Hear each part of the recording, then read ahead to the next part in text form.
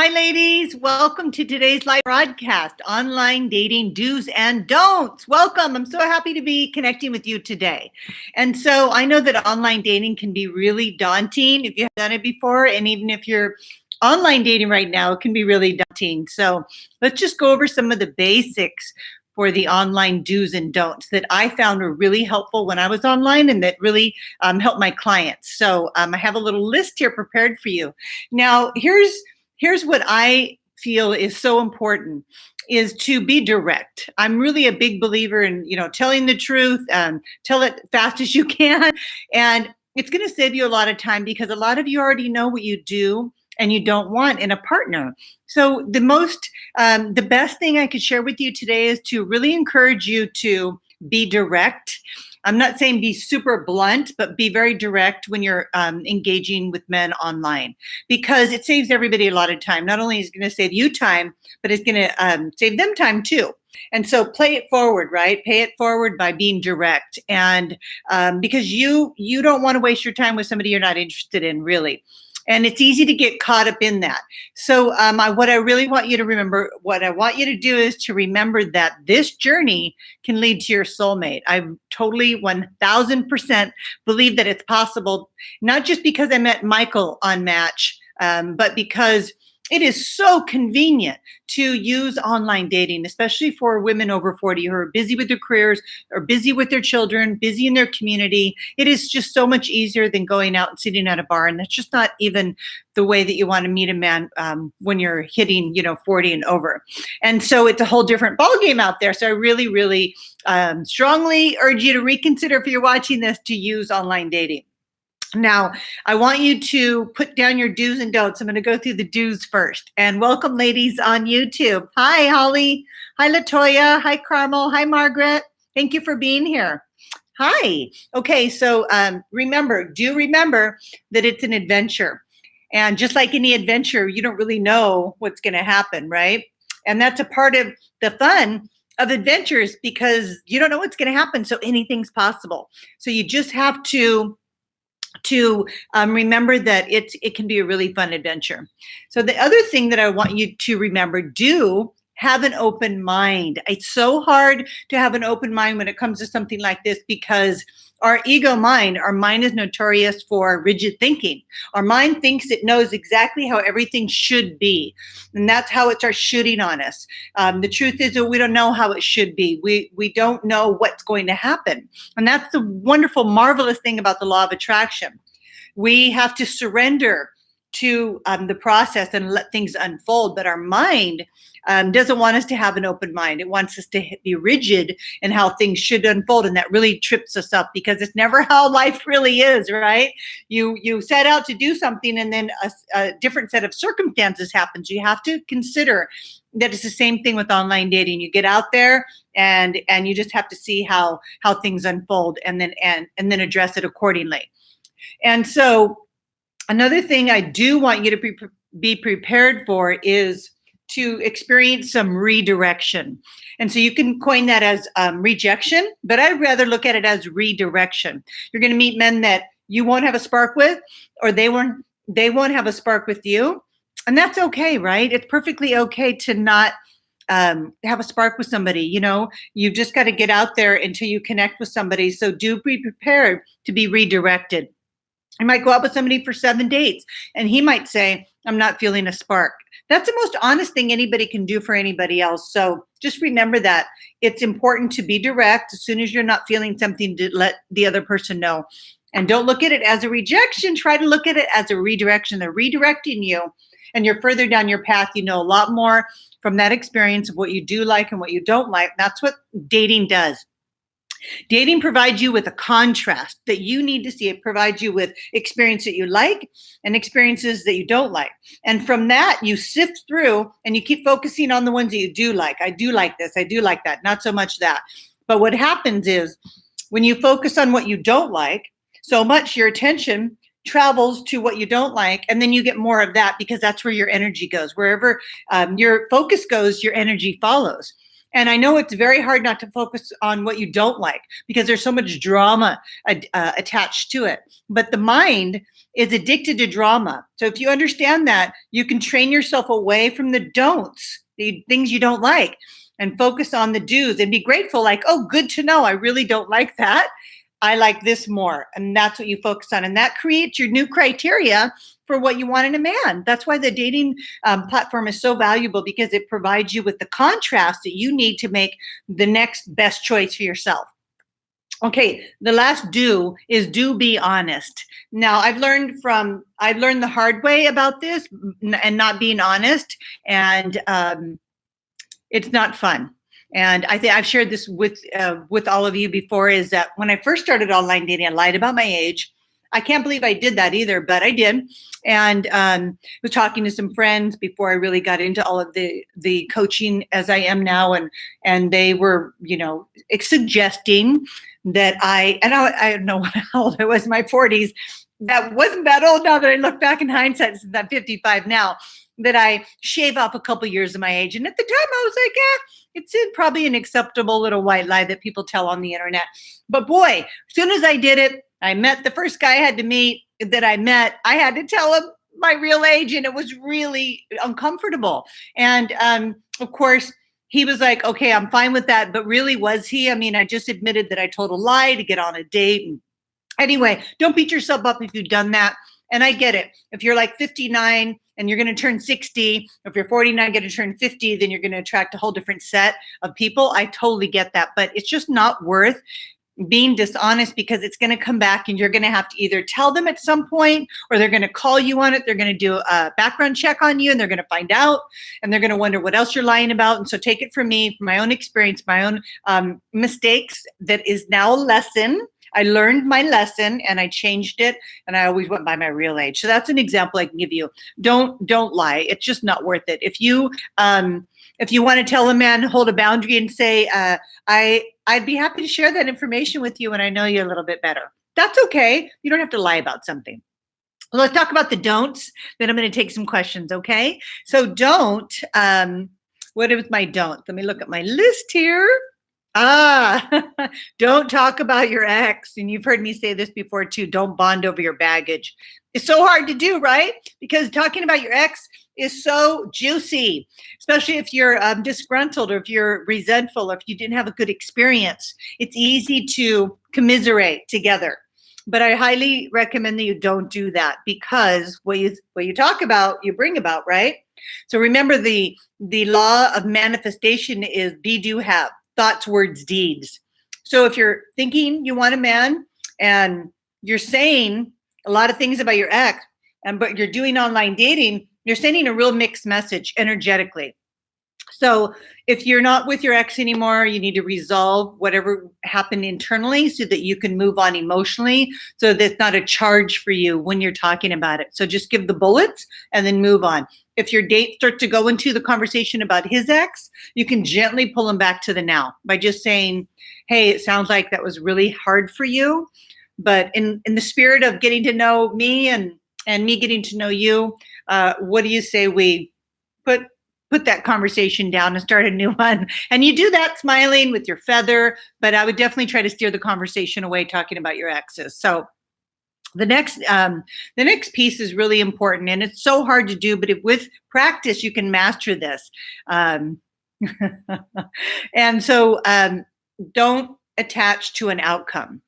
Don't attach to an outcome. And I know that's so hard to do, because you get excited when you meet somebody and you think, oh, this could be it. He could be the one. He's checking all your boxes. You guys had a great rapport. Maybe you've been on 2, 3, 4 dates.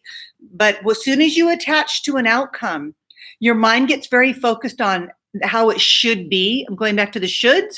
And then what happens is, when it doesn't turn out the way that your mind thinks it should, you can get very disappointed and really discouraged and even depressed.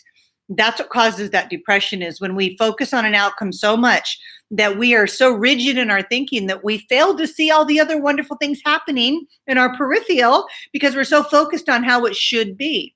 So if you can just practice the law of detachment and allow the energy and infinite orchestrating powers of the law of attraction to organize everything for you, fall in its place. That's going with the flow. That's being in your feminine energy. Go with the flow. Stay in your feminine energy.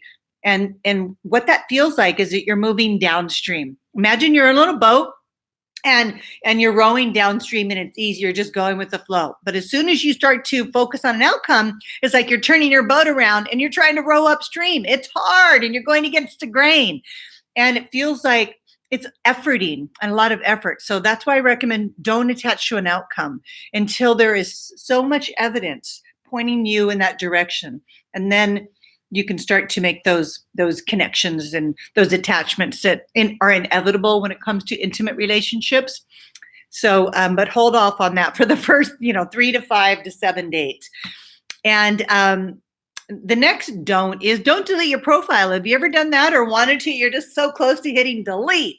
Don't delete your profile, because that represents a big trigger for you. And that's why I don't want you to delete it. Close your computer, walk away. Hide your profile if you have to. But if you think about the act of actually deleting your profile must be coming from some place that, there's some part of you that got really triggered, approval issues, feeling like you're going to get hurt again, having some man go profile and back up. And so I really don't recommend you do that. Just hide it, go invisible, take a week, take 2 weeks off, take 2 whole luscious weeks off online dating, but don't stop, because you don't want to keep stopping and starting. You need to learn to manage your triggers better, because the triggers represent something really valuable to you. They let you know that something is going on internally that needs to be addressed. That's why triggers are so powerful. So don't disregard your triggers. Look at them as messages from your intuition, letting you know that there's something out of balance that you need to address. And that is the most intimate thing you can do, is not avoid yourself in this process, but become more intimate with yourself in this process when you get triggered. And so my next don't, this is so classic. Ready? Don't argue with your thumbs. You ever got into a texting war with some guy? I have. He was telling me I shouldn't have done this, and I was telling him that, and you can tell I'm dating myself when I'm poking with one finger, because nowadays you're supposed to use 2 thumbs, but I'm still stuck on my index finger. So yeah, we were having a war. He was telling me what I did was inappropriate. I was arguing, and it was just a negative situation, and I got stuck in the downward spiral. So, and I learned that, there was no winning that. And so I want you to pay attention to what I just said. I learned that there was no winning that. So that winning, that need to be right, comes from, again, our ego mind. When you really start to understand how your mind works, it likes to be right. It likes to have the last word. In that moment, my mind wanted to be right, and it wanted to have the last word, in spite of how negative the situation was when I first started online dating. And it just led to more negativity in the spiral for me. And it really just negative experience. So don't argue with the man. If he doesn't respond, move on. Remember, whatever you focus on, your energy follows. So if you get a guy and you're talking and then he just disappears, take a breath, move on. Okay. You don't know what happened. His daughter could have come in the room. Somebody came in the room. He's dating somebody. He's talking to other women. It doesn't matter. It's not about you unless you make it about you. It's really not. So when that man was saying that I did an inappropriate thing that night at the date, he was texting me later, I could have just said, well, I'm sorry that you feel that way. I guess we can agree to disagree. But no, I didn't do that, because I was already under the defense mode. I was being defensive. So when a guy disappears, or he doesn't follow up, and he says, can I have your phone number? And then he doesn't follow up, or he says, you're supposed to text me, or he asks you for another picture, or he says, what size are those? And he's being crude. Just thank the universe for him showing who he is right up front. And then next men really quick that are crude, that are immature, that don't follow up, just next them. If that's our favorite word, right? Next. And it doesn't have to be a negative next, just like, oh good, next. You have to get better at sifting and sorting through the men, and not getting caught up in the attaching to an expectation. Just because somebody liked your picture doesn't mean they're going to ask you out. Have you ever done that? Have you ever liked a guy's profile, or he sent you a little nice comment and you liked it, but you're not really interested? That's the same thing. you're like, thank you, but no thank you, right? Same thing. So try not to take those personal. And so my last piece, I'm going to take a couple questions, is have fun. It's so important that you have fun, because dating can truly be fun. You can get to know a variety of men, different types of men, and just really grow yourself personally. So I think it's a great opportunity to really spread your wings and become more empowered and more confident through trial and error. Sometimes, yes, but give it a shot. Don't give up until you get what you want. And so let me take a couple questions. And those of you who haven't subscribed to my channel, please subscribe to my YouTube channel so that you don't miss any of the episodes. I have a big promotion coming up with a lot of wonderful things coming your way that I can teach you. And I want you to be informed, okay? And so let me ask some questions. Thank you, Elsie. That's really sweet. Thank you. And so question. I see that the thread here, you guys are answering each other's questions. I love that. Hi, Connie. So X has tried the stay in my life over 5 years since divorce, and I've allowed it, but I need to move forward now. What's the best way to clear my mind to move on with someone else? Good question. Well, I can let's go straight to the consequences, which is a motivator, right? Because it's a little painful. So I'm not doing this to, I say this with love always, but I want to tell you the truth, because I've had this experience as I went back to my ex for years and I got stuck there for a decade. So the consequence is I lost a decade of my life. And I'm not willing to do that again. So holding on for me is like, it's a hot coal. When you hold on to something, it's burning you. Just think of it as a hot coal. You have to drop it. And so if you aren't interested in giving up another year, moment, month, week of your life, any of you watching this that are holding on to an ex, you need to recognize it's costing you something you never can get back, which is your time. And so you want to let that really sink in. It's not worth it. And so you want to look at what am I holding on to? And so run a sentence completion. I'm holding on because, and finish that sentence 6 to 7 times. And that's really going to help you. Prudence. I'm holding on because, I'm holding on because, I'm holding on because, to see what you come up with. Whatever you come up with is going to be the answer on why you're still holding on. You need to actually understand why you're holding on. For me, I'll run the sentence completions for you so I can demonstrate how it's done. I was holding on because I was afraid to move on.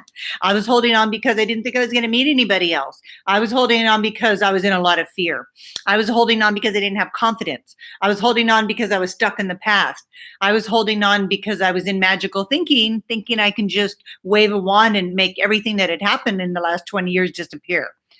I wasn't willing to look at the truth that it was over, that I had made choices, that he had made choices that led to a divorce. I had to take full responsibility for my role and get out of the rationalizing things, rationalize. My mind was rationalizing some of my choices, which were less than perfect, which resulted in a divorce. So I'm taking full responsibility for my divorce, period. You know what that allows me? It allows me to be responsible. I'm able to respond to the rest of my life because I took responsibility. I'm not condoning or excusing bad behavior on anybody else's part.